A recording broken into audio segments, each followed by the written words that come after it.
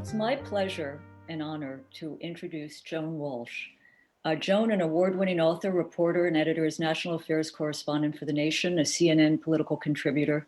Salon's first news editor, Joan served as editor-in-chief for 6 years. She's written for publications ranging from the New York Times, the Washington Post, of course, The Nation, Vogue, the Los Angeles Times. She's author of the book, timely always, What's the Matter with White People? Finding Our Way in the Next America.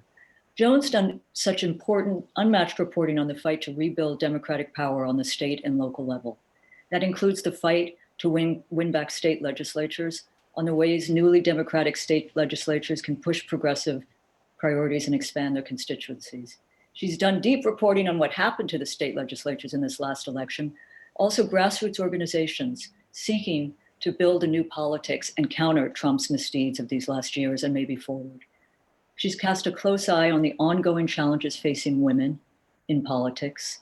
Her 2018 Nation essay recounted an extraordinary week of TV in 1968 when the legendary Harry Belafonte stepped in for Johnny Carson to host The Tonight Show for 1 week. She's made it into a remarkable documentary called The Sit-In, in which Harry Belafonte hosts guests including Lena Horne, Sidney Belafonte, Paul Newman, Aretha Franklin, but the tapes left include not only Martin Luther King Jr. and Bobby Kennedy. You can see this film on Peacock. It's streaming there. It's quite an extraordinary project, and we were proud to host it, to begin it in The Nation. And Joan, who always had the dream of making it, found her way to Harry Belafonte, who was excited about it. So I want to thank Joan. I want to thank Shannon Watts for joining us. And I want to thank Joan for her reporting that both instigates change and covers the obstacles to change, but keeps reminding us that there's a possibility, there are new forces, there are new women, there's a new politics if we want to fight for it and build it. And Shannon is part of that. And thank you for being here, Shannon, and part of the Nation Festival. Thank you so much, Katrina. I could not have done any of that without you. Your support has been incredible. And thank you to Shannon Watts. I feel like Shannon has been with us for a long time. She's created this organization that is Moms Demand Action, working on gun sense and gun safety legislation and culture changes that feels like it's part of our infrastructure now. Because it is. And I was very excited to get to talk to her in the wake of this alternately exciting and depressing election. And so welcome, Shannon. Thank you so much for joining us. It's really an honor. Oh, it is an honor to be here and to be talking with you. What a huge honor. I'm just such a fan. Oh, thank you. Well, we've just got a mutual fan society here. So I want to start with an anecdote from your book that I just remember. Oh, I have her book here, folks. We're not trying to sell books, but Fight Like a Mother. It's actually a handbook for activism, and every young woman should get a copy when she's going into high school, I would say, because it really, it chronicles how she came to build Moms Demand Action. And I want to just take you back to that yoga class that you jumped out of after Sandy Hook. And while you were still grieving Sandy Hook and trying to process the massacre of young children and educators, and what was going through your mind and what you did next. Yeah, so first of all, I want to say proceeds from Fight Like a Mother all go to gun violence prevention organizations across the country. So thank you for sharing the book. I wrote it really for 3 reasons. I wanted it to be part memoir, part manual, part manifesto to encourage women to run for office. And it all goes back to that day that you were talking about, which is December 14th of 2012. I had taken a 5-year break from a career in corporate communications to blend my family with my new husband's at the time. And together we have 5 children.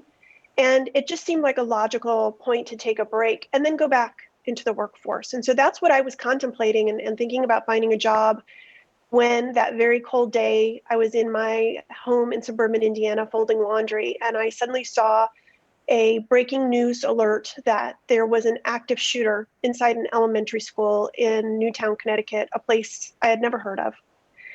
And like the rest of America, I sat and watched television for hours and just was so devastated as to what we saw unfolding. And right now we know it was more unimaginable than really the human brain can process, that 20 children and 6 educators would be murdered inside the sanctity of an elementary school.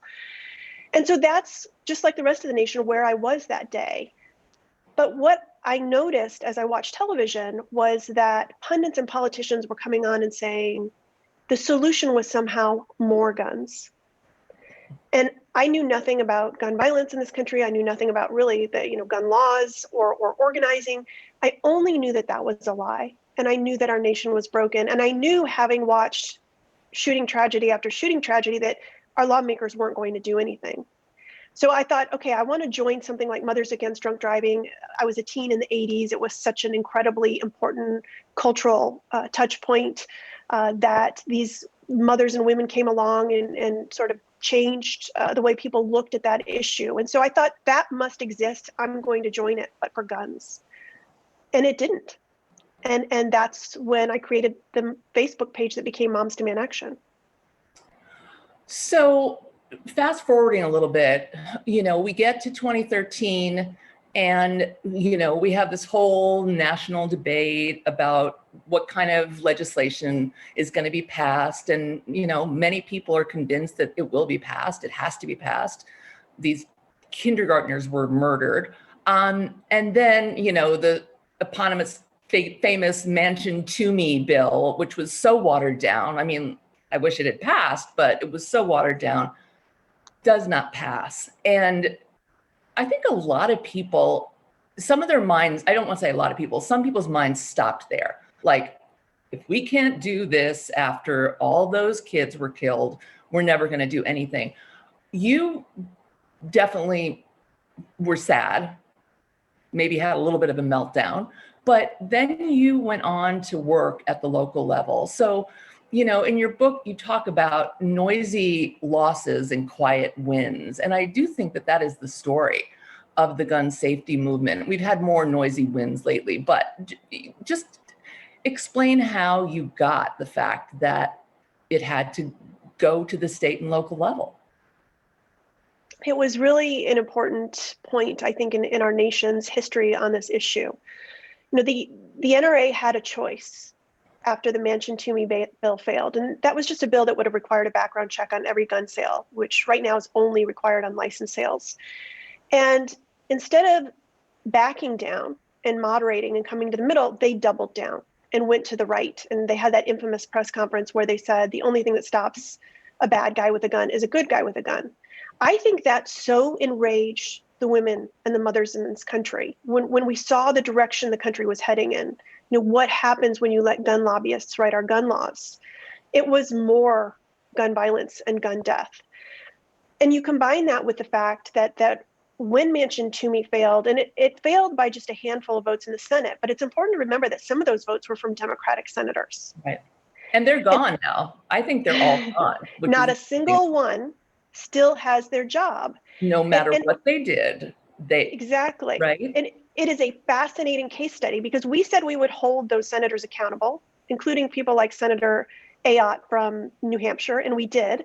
But if you look at someone like Mark Pryor, who was a senator in Arkansas, who did what the NRA asked him to do, a Democratic senator, voted against background checks, what did the NRA do? They came right back in and invested millions in Tom Cotton's campaign, and he won. Right. And so it was really an important lesson, I think, for Democrats that with friends like the NRA, who needs enemies, that they could vote their conscience and be on the right side of history and have this burgeoning grassroots army of supporters, right? That's what we had to create, was this grassroots army that could go toe to toe with the gun lobby. But back to your question about how did we realize that we would have to pivot our strategy? When we started Moms Demand Action, it was December of 2012. That bill was voted on Manchin Toomey in the spring of 2013. We were only 5 or 6 months old. And so when we lost, and I was sitting in the Senate gallery watching that go down, I kind of thought to myself, well, this is it. We failed at what we came here to do. We've all put our lives on hold. We're all full-time volunteers. I just don't, is this sustainable? Do we continue? And if so, what do we do? To your point, if we couldn't pass this after this horrific tragedy, what can we do? Exactly. But what was interesting was that since January, when the state legislative session had started, right, just a few months before, our volunteers started to see that there were governors who were willing to do what Congress wouldn't. Places like Maryland and Colorado and Delaware and other states were willing to act in honor of what had happened in Sandy Hook and pass stronger gun laws. The other thing we saw was that the NRA was insidious at the state level. And not only would we have to play offense in states that were good on this issue, we'd have to play defense on states that were bad. And so our volunteers are very sophisticated, they're brilliant, and they really just naturally pivoted to saying, we need to do this work in the state houses and the boardrooms, so corporate policy too, where we live. And I will tell you that what I've realized in the last 8 years is that Congress is where this work ends and not where it begins. Absolutely. I mean, partly somehow you did activate this grassroots network that could tell you what was going on in the states. So you didn't, it's not like, obviously you're brilliant, but it's not like this came from your mind only. You had these people on the ground saying, we're beaten up, we're sad about this loss, but we've got opportunities all over. And I remember you're saying this to me a while ago, like, no, we're winning. And I really don't think I took it in entirely until Virginia. So can you talk about the Virginia campaigns you've been involved in and just defeating the NRA basically on its home turf? Yeah, and I just want to give you a quick analysis of the wins. And I'll make this quick because to your point, we are winning, right? We're all waiting for this cathartic moment in Congress that will come. But in the meantime, we've passed background checks in 22 states. We've passed something called a red flag law, which allows police to temporarily remove the guns from someone who's a risk to themselves or others in 19 states, a lot of bipartisan support. We've passed laws that disarm domestic abusers in 29 states. And then a whole bunch of miscellaneous secure storage and corporate policy work. And we have a 90% track record of stopping the NRA's agenda year after year in state houses for the last 5 years, right? Stand your ground, arming teachers, permitless carry, some really dangerous stuff. So you mentioned Virginia. The story of Virginia, I think, is the story of the unglamorous heavy lifting of grassroots activism. Way back in the day, there were plenty of Democrats in Virginia who were beholden to the NRA at the federal and state level. And if you had told me 8 years ago that state, would flip in less than a decade, I don't think I would have believed you. And our volunteers were relentless in changing the hearts and minds of lawmakers in that state and constantly meeting with them. And it was like drips on a rock, showing up at every gun bill hearing and having relationships with these people so they knew their names when they came to the state house and holding advocacy days. And then what happened was the Virginia Beach shooting tragedy. And after that tragedy, there was a special session called to look at gun safety laws. And Republicans adjourned in, less than, I think it was under an hour, and did nothing. And we decided that we were going to double down in that state. And we ended up outspending the NRA 8-1. This is their own backyard. It's where they're headquartered. Right. We outworked them, and ultimately we outvoted them. And on election night, I can remember going into what we call the war room and being told, we'll probably flip one chamber and it may be narrow, but that's a huge victory. By the end of the night, we had flipped both chambers of the General Assembly. And this was one of the number one issues. I think it was in the top 3 issues in voters' minds. And that is in a good way, right? They supported gun safety like the rest of the country. And since then, the governor has signed 7 new good gun laws, including closing the background check loophole. And Virginia is where many guns in this country's iron pipeline originate because they had such lax gun laws. And I really believe if we can do it in Virginia, we can do it anywhere. Well, absolutely. And I just remember seeing people in Virginia campaigning that they had, on the fact that they had an F rating from the NRA, which was like, really? They're broadcasting this in Virginia? So, clearly something major changed. I guess I also want to ask you, you've created this pipeline of women leaders. And how self-conscious were you about doing that at the start? I will be honest with you. I wish I could take credit and say that I had this master plan, that when we gave our volunteers, and we're now mothers and others, a lot of men in our organization, and also we have students demand action. But I wish I could tell you I thought, oh, we give these people tools to shape policy, they're going to want to make it. But that was just sort of the logical outcome of spending time in their state legislatures. I hate to tell you, many of these people are not rocket scientists that represent us. And so when you spend time in those state houses and you realize they're not that interested in what you have to say, and you are kind and compassionate and caring and curious, you know that you can do as good of a job, if not better, than these people. And you also see that you're not well represented, right? We're only about 25% of the 500,000 elected positions in this country, women are. And so women we saw were in particular were starting to run for office, everything from school board to city council to state house. And so we decided to start a program where we enabled them to have more access to training and skills that they needed to do that. We've had several hundred altogether volunteers run. This last election cycle, just this month, we had over 100 volunteers run. And so far in the races called, 37 of them have won. And we now have 2 members of Congress who were a Moms Demand Action volunteer, Lucy Mcbath and now Marie Newman in Illinois. Right. So it's something I'm really excited and proud about. That you didn't necessarily see coming. Let's talk a little bit about Lucy, because she's one of my favorite people. How did you originally connect?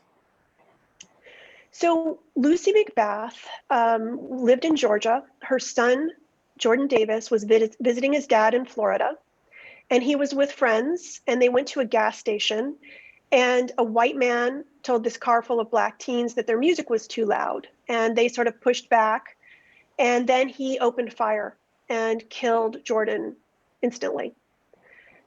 Lucy, it's important to remember that happened just a couple of weeks before the Sandy Hook tragedy in 2012. Right. In the spring of 2013, a few months later, someone said to me, I've met this amazing woman in Georgia. She's an activist on this issue. Her son was just killed a few months ago. And she really wants to talk to you and to join forces. And look, to know Lucy is to just be exposed to the most lovely, charismatic, kind and compassionate human. And we just established a bond and a friendship. And she laughs now in retrospect because I said to her, will you be a national spokeswoman? And I was offering her this position at this brand new organization that didn't really exist, nor did it have any funding. And she said yes. And we were with her through the 2 trials. The first trial ended in a mistrial. He was eventually convicted, the murderer of her son. And because of that trial, we grew our Florida chapter in those early days and our Georgia chapter. And I always joke with Lucy because every time we would have a conversation, from almost the moment I met her, I would end it with saying, so when are you going to run for office? And look, I was thinking in retrospect, small ball, right? I was thinking state house. And I can remember after the Parkland tragedy that Lucy called me and she said, I'm ready. I'm going to run for Congress. And she did, and she won. Yeah.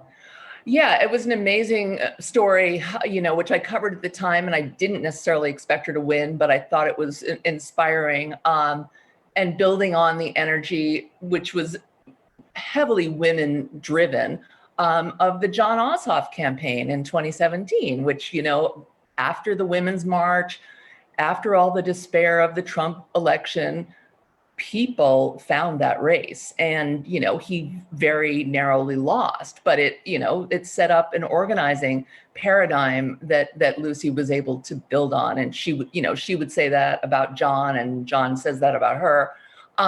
So let's move to Georgia, since we're not going to move to Georgia. Not literally. Not literally. We've all thought about it, but I wrote a piece today. Don't move to Georgia. Don't go to Georgia unless you're in Georgia.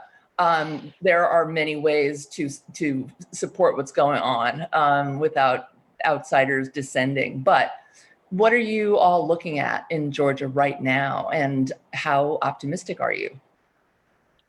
I, like everyone else in the country, thought we would have a break after the election and until the inauguration, and that was not the way things happened.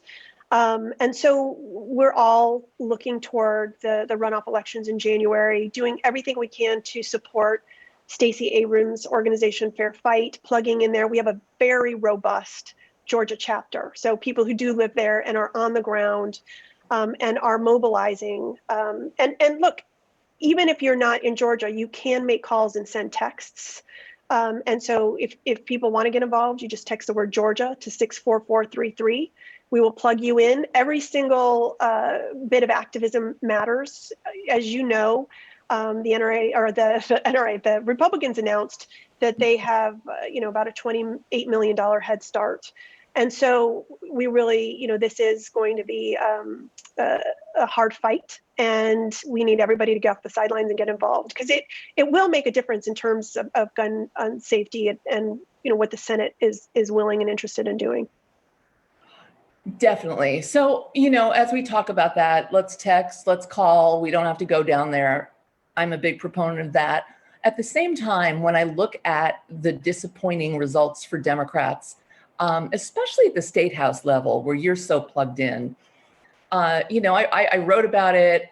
A lot of people actually think the lack of knocking on doors, canvassing, small in-person events, house parties, the things that you've all done over these years really hurt. And I'm just wondering, as if you've had time to sort through the data on the candidates you backed and what you think happened at that state house level, because I think it's so important, and I know you do too. Yeah, you're right. It certainly changed what we expected in a traditional campaign. As we were talking about, Moms Demand Action was born on Facebook, online, and we have invested in the most sophisticated technologies available. Most organizations, companies only make those technologies available to their leadership. We make it available to every single volunteer. And so we really pivoted sort of seamlessly from doing this work, both online and offline, to solely online. We would hold huge advocacy days in person, and we would start having those on Zoom with our lawmakers. And I think what we have found is that this technology actually enables us to be more equitable and more inclusive, and we're never going to go back to just doing things the way they were. That said, I do think there is value to knocking doors and to having in-person conversations, and certainly not just during election. I think Beto O'Rourke pointed out this need for having people build relationships in their community, so they're having these conversations year round, not just when it's time to get out the vote. But look, our postmortem isn't finished. I can tell you from our perspective on this issue, what we found in polling was that when Democrats were on the right side of gun safety, which almost all of them are, it gave them a 6-point advantage over the people they were running against. So regardless of whatever the internal squabbling is over what caused the outcome of the election, which wasn't quite what we thought it would be, we know that gun safety is a winning issue. And it is continuing to be and will be. I think if you look at a place like Colorado is proof of that, that Cory Gardner lost, and that John Hickenlooper has been such a strong proponent of this issue. So, while we didn't get everything we wanted, we are certainly heartened in the outcome of the elections based on our issue. Right. But one of the things that struck me in your book is how you have reckoned with race over the years. I mean, you talk about yourself as being mobilized by Sandy Hook, which was not exclusively white children, but heavily, a very lovely white suburban area. And then kind of slightly belatedly waking up to the fact that this is a much more present problem for African American and Latino people, and especially Black people. And I'm just wondering how you consciously reached out as you had that realization, as people like Lucy, for example, Lucy Mcbath, reached out to you, how you tried to reckon with race within Moms Demand. That's exactly right. When I started Moms Demand Action, I was a suburban mom who was scared her kids weren't safe in their schools. And I think that's why so many other women and moms joined that day, because they had the same feeling I did. And then the more we started to learn about this issue, you clearly and quickly realize that this isn't just about mass shootings and school shootings, which is just about 1% of the gun violence in this country. It's about the 40,000 Americans who are killed every year, whether that's gun homicide, gun suicide, unintentional shootings, domestic gun violence, whether it's in city centers or rural communities. All of it is preventable. All of it matters, and you have to pay attention to all of it. Certainly, Lucy was a bright light on this issue, and helped us reinforce our commitment to diversity internally as an organization, externally, and continuing to evolve. I mean, that's the importance of an organization. I can remember talking about police violence in the early days and thinking, we're focused on background checks, and then realizing, yeah, police violence is gun violence, and making that part of our policy platform. But it is the other thing I've learned is that it is never-ending challenge, and you always have to keep working on it. If we were making huge progress, and then the tragedy in Parkland happened, and our organization tripled in size, I mean, almost overnight. I didn't realize that. Wow. And many of those people who came into the organization, again, looked like me for the same reason that they were scared their kids weren't safe in their schools. So this is something we will be working on into perpetuity. And I think it is a very important priority. That's a really good way to put it. We will be working on these issues in perpetuity. I just remember being so struck covering March for Our Lives, with organized by the Parkland students and their supporters, at how diverse it was and how quickly they as young people realized, okay, we experienced this horrible tragedy, but as we look around, this is happening in cities all over the country, and we haven't been paying attention. And I remember being struck by, wow, these young people are quicker on the uptake than many of their elders. And they're a more diverse generation, right? And right. So they get it. And I thought the voting data was really interesting. Shamefully, even more white women voted for Donald Trump in this election. And yet, when you look at the breakout of people under 30, yes, white young men still voted for Donald Trump by 6 points, but white young women voted for Joe Biden by 13 points. So maybe we're starting to see that needle move. I certainly hope so. I don't want you to put you on the spot or ask you to change the whole world when you're taking on this amazingly important issue. But what do you think are the lessons from Moms Demand Action in terms of a larger vision of progressive change? If someone's out there watching and they are thinking about a different issue, whether it's minimum wage or worker organizing, what have you learned that you think can be more broadly applied to social change? I think that in many ways, women are the secret sauce of activism, and particularly moms. And I think it is because when our children or our communities are in jeopardy or danger, we don't give up. And sometimes people get involved in activism and they get frustrated because the system is not set up for overnight change. I wish it were. I would be learning how to be a master gardener. But it takes several election cycles, decades sometimes. I always say that the lesson you have to teach lawmakers is if they do the right thing, you'll have their back. If they do the wrong thing, you'll have their job. You don't do that overnight, right? And if you look at our issue, in 2010, 25% of Democratic lawmakers in Congress had an A rating from the NRA. Flash forward to 2020, only one member of Congress that's a Democrat had an A rating, and he just lost earlier this month. So that is how change is made, but sometimes because the way our system is set up, it's incremental.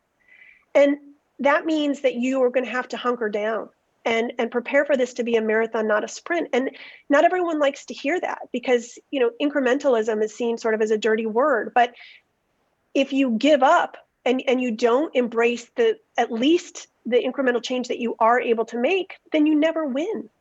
And so I think that's been such an important lesson to me, which is it does matter when you show up at every gun bill hearing. It does matter when you become a political powerhouse and you assess your losses and figure out how you win next time. And you just sort of prepare yourself for the long haul. Right. I also wonder about the quiet work that you all do in terms of supporting somebody like Lucy, but many, many, many Lucys who've lost children to police violence, to gun violence, who have to show up at the trial of the person who killed their child. And Moms Demand sends people there. I mean, your local chapters, like that's one of the quiet things that I don't think I even knew you do until I read your book.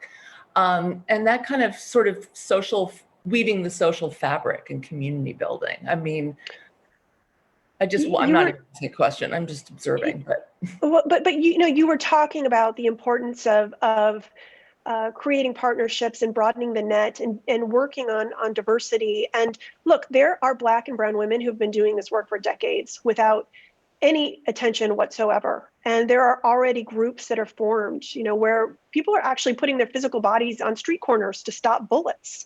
Yeah. And so we do work to create relationships, to lift up the work they're doing, to help them get funding.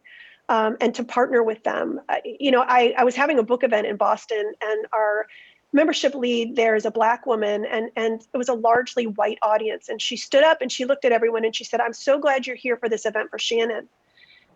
Let me ask you a question.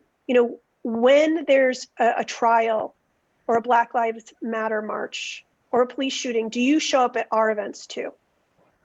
And I just think it's such a poignant question. Because it isn't just about asking people to do this work with us. It's about doing this work with community groups too, and being embedded and part of their families and their lives. Yeah, I think that's hugely important. We're starting to get questions, so let me try to read this. John Hayworth would like your thoughts on compensation levels of the NRA executives. Wayne LaPierre, et cetera. It seems like we need to put a spotlight on this and more. What, you think it's strange that the leader of a nonprofit organization makes $5 million a year, wears Italian suits from Beverly Hills, and has a private jet travel fund? I mean, that's not normal. Don't all nonprofit leaders have that, Shannon? Yeah, I mean, I'm a full-time volunteer. Who actually donates to the cause. But, I look, you can look at the NRA and realize they are clearly not operating like your average nonprofit. And I'm very grateful for people like Tish James and other lawmakers, policymakers who are looking into the NRA's corruption. I mean, let's be clear, they are being looked at for a wide variety of issues, everything from, sweetheart deals and self-dealing to tax fraud, to being a Russian asset. And that's why they're spending tens of millions of dollars on legal fees. And it's why they are weaker than they've ever been as an organization. It is not tenable to run a nonprofit the way that they have and to not eventually be outed. So Tish James has a lot of different options as she looks at the organization as to what could happen. It includes removing their nonprofit status. And I'm really hopeful that under this new administration, they'll keep the spotlight on the NRA.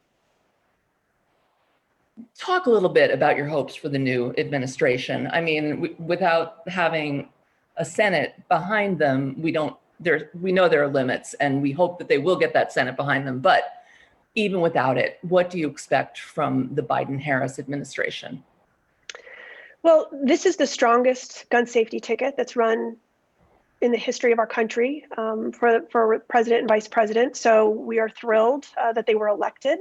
They have made this, both Biden and Harris have made this a policy priority in their platform from day one. Even when Kamala ran for president, this was a big part of what she was running on.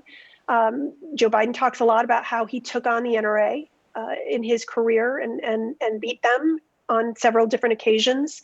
So we have no reason to believe that that's any different. Obviously, there are a lot of challenges going on right now in America that need to be addressed. But even if the Senate doesn't go the way we hope it does, there are executive actions, remedies at the president's disposal. And those can do things like roll back some of the damage that Donald Trump has done. And it For can example? also, so for example, he decided, so President Obama made it so that people who were adjudicated mentally ill and on Social Security could not have easy access to guns. Trump undid that. And so he could, reinforce some of the things that were in place before, but he can also tighten some of the loopholes. And we have a whole report out that people can look at on executive actions, but that includes, some of the people who say, who are selling guns as unlicensed dealers. How many guns can you sell until you really should be considered a licensed dealer, for example, and have to perform background checks? So there are different loopholes that can be closed, lives can be saved. But what we do need really, is a Congress that is ready to act, and that will happen. Another question from Jane Zimmerman, saying that when she was out canvassing in 2018, she was really excited to see the youth activism inspired by the Parkland young people, and wondering, can we keep that work vitalized? And do you see it as a potential factor in the Georgia? Everybody wants to talk about Georgia, of course. Georgia. So when the Parkland tragedy happened, we had a pilot program called Students Demand Action. And just like our organization was turbocharged, so was Students Demand Action. And so it is basically high school and college aged, I call them kids, who are working on this issue. It's now got over 400 groups across the country. It is the largest student-led gun violence prevention movement in the country. And I was so impressed, with all of these students unexpectedly at home, millions of them because of COVID, they started just jumping in on this activism. They instead of working on this on their college campuses, they created virtual headquarters where they could help register people, youth, educate people about this issue, get them involved, and we gave them about $1.5 million, and they have registered in this last election cycle over 100,000 new young voters. So I am very excited to see the work that's going on, particularly with Students Demand Action. They are working on this in Georgia. They're already getting ready for the state legislative sessions that start in January. And there's a reason that generation is so rightfully angry. They are, the lockdown generation. They have had to endure these drills where they essentially rehearse their deaths in the bathroom of their classroom as though that is the way to solve gun violence in this country. And they are rightfully outraged at their leaders and lawmakers, and this issue will not go away for them. Absolutely. From Denise Wilner, do you think gun control can be approached from the point of view of education and socialization, building self-esteem, self-respect, learning to manage your feelings rather than lash out in violence? Are you guys working on things like that at all in terms of in classrooms, in social groups? I think all of that is important. And it's certainly there's things that they're doing in other high income countries. There's so many ways we could improve the school system. But at the end of the day, the reason our country has a 25 times higher gun homicide rate than any other high income country is easy access to guns. It's the guns. And yeah. And I mean, if you look at most school shootings, the shooters are students who have easy access to guns in their homes. And so really this is about stopping gun violence before it even reaches our students, reaches our schools, reaches our communities. And that is through the things we've talked about, which is requiring background checks, red flag laws, disarming domestic abusers, secure storage. This experiment that we have where we have this incredibly wealthy and powerful gun lobby, essentially writing our gun laws has failed, right? Again, we have a 25 times higher gun homicide rate than any other country, high income country. If in fact 400 million guns and weak gun laws worked, we'd be the safest nation in the world.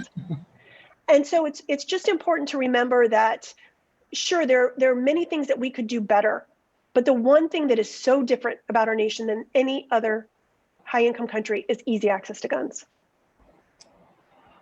From Alice, I'm trying to phrase this without putting you on the spot. Who would you just like to give just shout outs to in terms of people in Congress who are just great on this issue? Obviously, Lucy Mcbath, she actually co-sponsored and put forward several bills that passed for the first time in decades when she was elected, and she was just reelected. And I had a conversation with her yesterday, and she said she'll be putting more bills forward right away.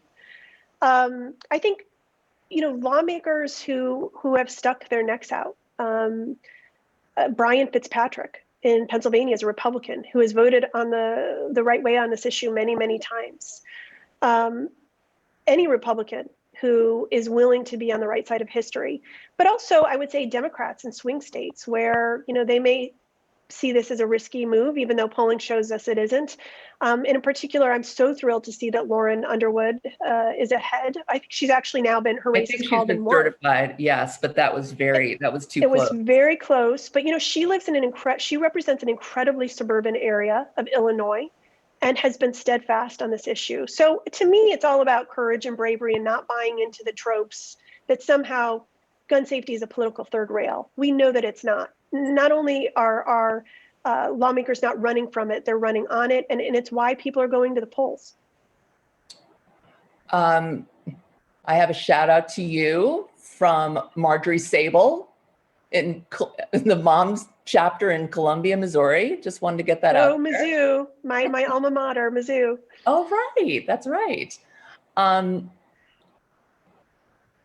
Chuck Carlson is noting that on the night of the awful night of Sandy Hook, driving across country, he listened to Christian radio, and the main topic was how to ensure that gun laws did not suddenly get more restrictive. And that's so interesting because I remember driving across country from California to New York in around the same time period. Same thing. Christian radio, I just like to put on the AM radio sometimes, and just like connect with the world out there.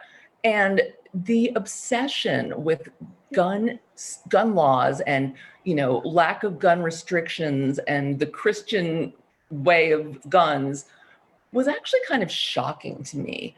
I'm just wondering what you see out there and how some of your local chapters, and I mean, you being from Indiana, Missouri, you've been in these states that I drove through, and I have too. I lived in Wisconsin for a long time. How do you square this Christian worldview and guns? It's such an interesting question. And the first thing I want to say is the vast majority of gun owners in this country are responsible. We're not anti-gun. We're not against the Second Amendment. Many of our volunteers are gun owners or their partners are gun owners. For us, this is just about restoring the responsibilities that should go along with gun rights and that have been stripped away essentially by the NRA. There's a very vocal minority of gun extremists in this country. I would bet a lot of them are on AM radio. And they don't represent mainstream America. But because they've been so loud for so long, they've had huge sway over the gun laws, the gun culture, the gun policy in this country. And that has been really the goal of our organization, is to enable the silent majority, which is no longer silent, but to enable them to know more about this issue, to vote on this issue, to be just as loud on the importance of this issue. And if you look at the polling and you look at how important this is to voters now as a voting issue, we have been incredibly successful in moving that needle. Anecdotally, I can tell you that I have a very conservative Catholic father who did not like me doing this work when I started it back in 2012. And he thought I was somehow scared for you. He was also scared. He was scared for me, but there was a part of him, the Fox News watching part of him, that felt I was infringing on people's freedom. And, he is, his top issue, I think, is that he is anti-choice as a voter, my father. And to me, it just didn't square. The idea that he professes to be pro-life, and yet this was not an issue that was important to him. And we had a lot of conversations about it over the years. And I'm very proud of the fact that he shows up at Moms Demand Action events now wearing his Moms Demand Action shirt, and at least understands how it fits into his personal ideology, and how he's helped that make sense to him. But, some of this work is having hard conversations and having data and not just emotion and anecdotes. That's a really good point. Alexis Sewell, I hope I'm not mangling your name, saw something recently about there being more. Okay, so when I did that, Alexa heard me. I'm really sorry. So now Alexa's going to be talking to us in the background. At least her name wasn't Surrey. That's good. I've really got to turn that thing off. There are more gun suicides than murders. That's true, right? That's true. So if you look at the 40,000 gun deaths in this country every single year, about 23,000 of them are suicides. And again, it goes to how fatal guns make suicide attempts. Again, juxtaposing us with other high-income countries. In other countries, there's about a small percentage of success rate, and most times people do not attempt to die by suicide again. You don't have that kind of chance in America if you have a suicide attempt with a gun, because it's over 90% fatal. And it brings up a very important point, which is that we see COVID, that crisis, exacerbating the gun violence crisis in America. The fact that there was this historic number of gun sales month after month starting in March, combined with people who are feeling isolated, who are worried about their economic futures, this is a recipe for tragedy. And we're estimating, based on our own research, an additional 5,000 to 7,000 gun suicides this year. Wow. And so we talk a lot about the laws that I mentioned. Those address gun suicide, as does secure storage. And if anyone wants to learn more about secure storage, you can go to besmartforkids.org. We also have a huge rate of teen and child suicide in this country by gun. And guns need to be stored, locked, unloaded, separate from ammunition. And one part of this question was just, can you get more gun owners on board with suicide prevention? And it sounds like you have. Like that's been a focus of Moms. It's a huge focus, and we also have a veterans group. Again, when you talk about gun suicide, one of the hardest hit communities is our veteran community, and there's a lot that we can be doing to protect them and to support them and keep them safe. Yeah. Ellen Tomey is asking, what are the age demographics of Moms Demand Action? Are there grannies and new moms? And can men and dads join? And I know the answer, but I will let you answer. Yes, we are mothers and others. And we have lots and lots of grandmas, lots of women my age. And then, what's interesting is that I find we have more and more volunteers who are coming in because of these lockdown drills. We have looked at the data on lockdown drills, and we know that they are traumatizing. They cause anxiety and depression. And so we've come out with a lot of different policies that we recommend. For example, you shouldn't have a lockdown drill that simulates gun violence. They shouldn't be a surprise, especially to parents. And I find that I can't have a single event without usually a woman coming to me in tears and telling me the story of how her child was impacted by a lockdown drill. Maybe they wet their pants because they're scared to go to the bathroom because there will be an active shooter drill, or maybe they won't wear their favorite sneakers that light up because they don't want to give away their hiding place. It's just so shameful that we allow this instead of actually acting on things that would stop gun violence. So to that point, that's what I find brings so many new moms into the fold. That is traumatizing just to hear. You know, my daughter's old enough that I don't think she ever had to go through a lockdown drill. You know, she lived through Columbine, but still, that was before we thought that was an answer to the gun issue. It really, it's one of the many shameful things we're doing to our children. Denise Wilner wants to thank you for your answer and that you're doing incredible work. Jordan Wellman, any movement in Congress, I should know this, but I don't, to reverse the inability to sue gun manufacturers. Why aren't they in the same position as tobacco companies and pharma companies? So if you go back, you know, the gun lobby learned a lot from watching the tobacco lobby. And the lesson they learned was the best thing we can do to protect ourselves and gun manufacturers is to prevent us from being sued based on our products not working the way we say they should. And so they were able to get Congress to pass something called PLACA. And that essentially stands for legislation that, unlike any other industry that makes a product in this country, that prevents them, or at least makes it incredibly hard for them to get sued for false advertising, for product malfunction. It's very unique, and it's something. It's a protection they shouldn't have. You may remember that Hillary Clinton campaigned on removing that privilege from them immediately if she became president, and you know, it's something that we are hopeful that in the near term will get fixed, but it has to happen. The interesting thing to watch are some of these lawsuits that are actually moving forward. So, for example, some of the Sandy Hook families are suing. They found some loopholes in that law, and they're able to go through and sue. And the really interesting thing is that it makes the NRA and gun manufacturers put forward all of these files that heretofore have been private. And so it's really a fascinating thing to watch to see how far they can get with some of these lawsuits that test PLACA. So I remember Hillary Clinton saying that, but is there anything a president can do on her or his own? Again, you can probably use some executive orders to address it, but if you really want to wholesale overturn that protection, you need Congress to participate. Right, that's what I thought. Carol Bolin Abramson has a very interesting question.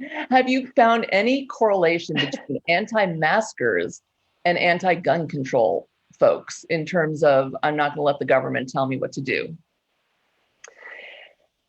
Look, I think a lot of those people are Donald Trump's base, and there's a reason he's always talking about the Second Amendment and masks simultaneously.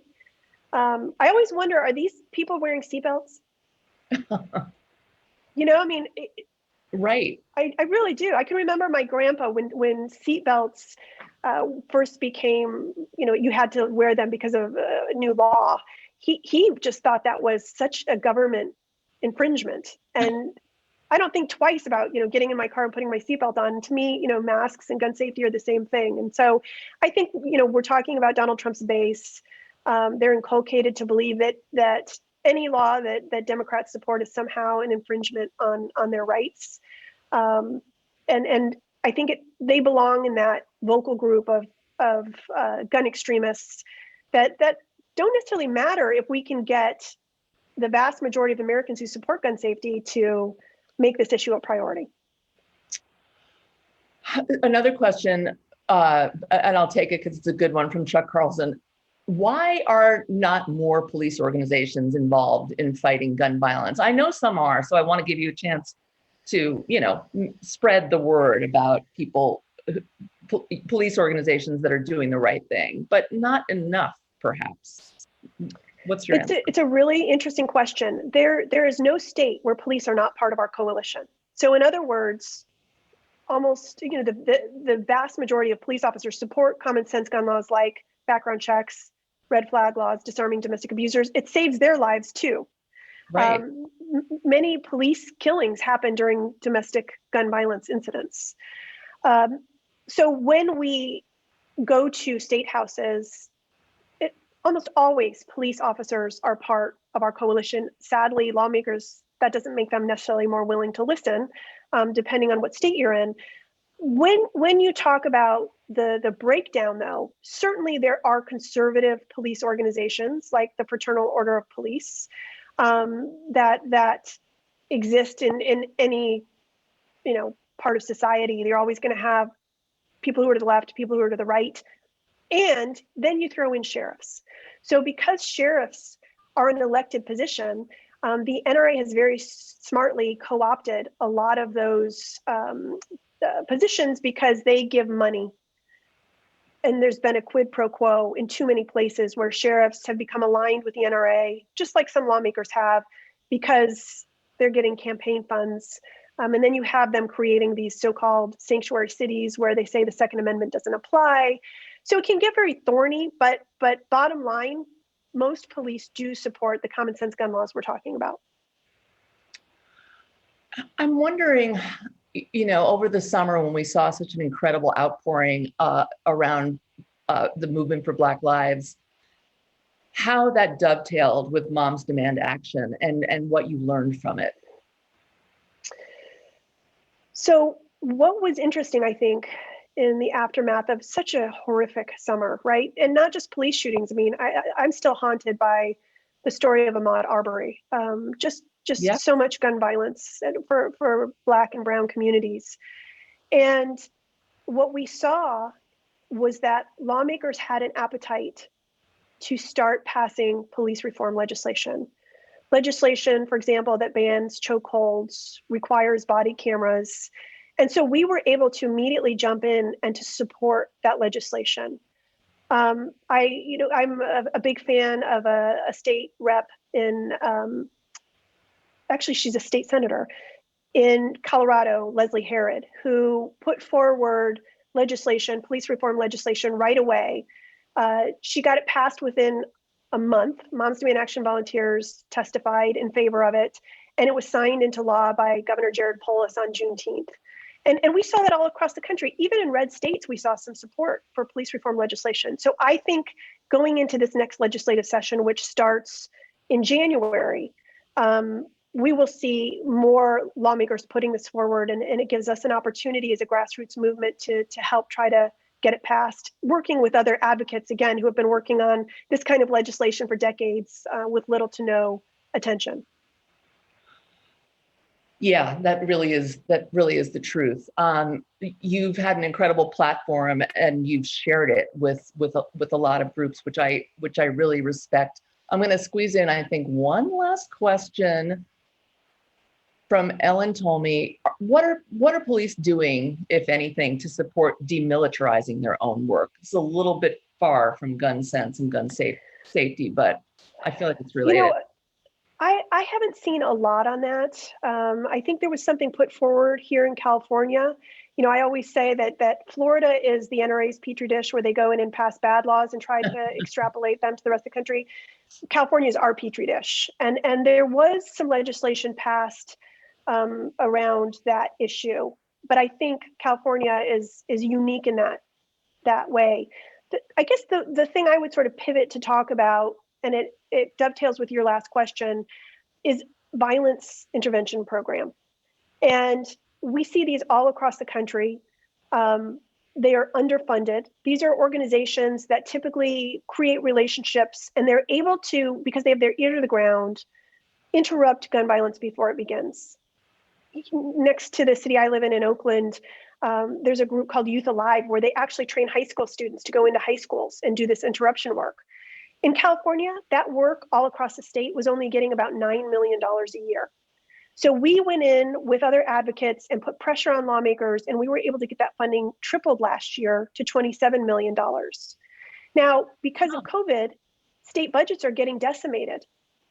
And in fact, we were able to protect at least $9 million of that funding in California this year, despite COVID.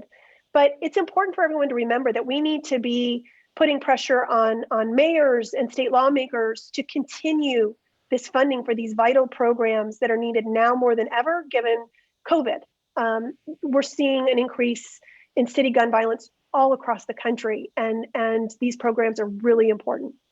That's such a great point. Well, we only have a couple minutes left. I definitely want to give you a chance if there's anything we haven't covered, or if there are any Moms Demand activities that you want to tell us about, anything you want us to know. I'm just grateful for everyone who watched and who is interested in this issue. If you are interested in getting involved, we have chapters in every state and local groups in cities all across the country. Just text the word READY to 64433. We'll immediately plug you in. You can work on Georgia. You can get started on the next state legislative session. We also do a lot of education around secure storage through Be Smart, which I mentioned is besmartforkids.org. So important to remember going into the holidays. I think that's the last thing I'll say. Don't assume you know whether friends or family are gun owners or how they store their guns. Everyone needs to ask the question, do you have guns and how are they stored? And the answer needs to be they are locked, unloaded, and separate from ammunition. A tough question to ask, but necessary for many of us. Shannon, I just want to thank you so much. And I want to thank our audience. And I'll make my own pitch. You know, I am so blessed to work at The Nation, and I'm so blessed to be able to write about initiatives like Mom Demand Action and other really great grassroots groups that have sprung up in the last 5 years. And I just want to remind you that we're trying to raise a little money here. So please do your best, do what you can. I know you're doing it by being here, but you know, if there's a little extra you can give, we really are trying to cover this new administration as well as the continuing threat to all of our civil liberties and democracy that we're seeing, you know, as the refusal to concede and everything else unfolds. So thank you all so much for being here. And we'll see you soon.